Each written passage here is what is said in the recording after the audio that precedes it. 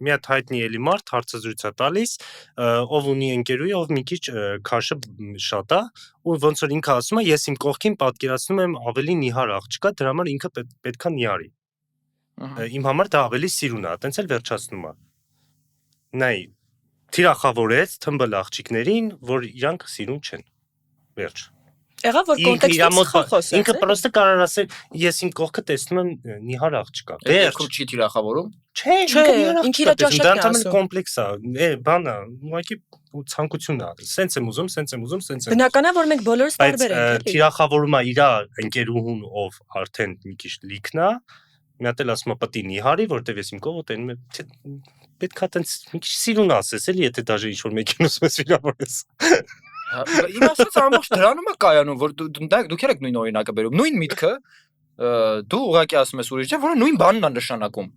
Հա, պրոստը մի քիչ սիրուն պետք է ասես։ Քաղցր սուտ, չես Ես Եթե ես ասում եմ, ես չեմ ասում, բայց եթե ես ասում եմ, որ ես իմ կողքին պատկերացնում եմ նիհար աղջիկ, ուրեմն դա նշանակում է, որ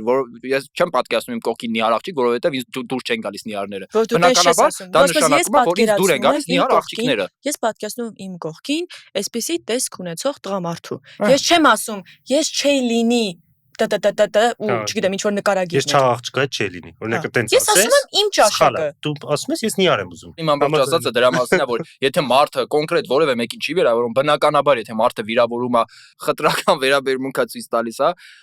չի կարելի, բայց եթե կոնկրետ ես ինչ որ մեկին չեմ վիրավորում, ուրեմն պետք չի իմ ասածների մեջից փնտրել մի հատ բան, իսկ դա տեղի է ունենում։ Հենց հիմա տեղի է ունենում այն իրականության մեջ, որի մեջ մենք ապրում ենք։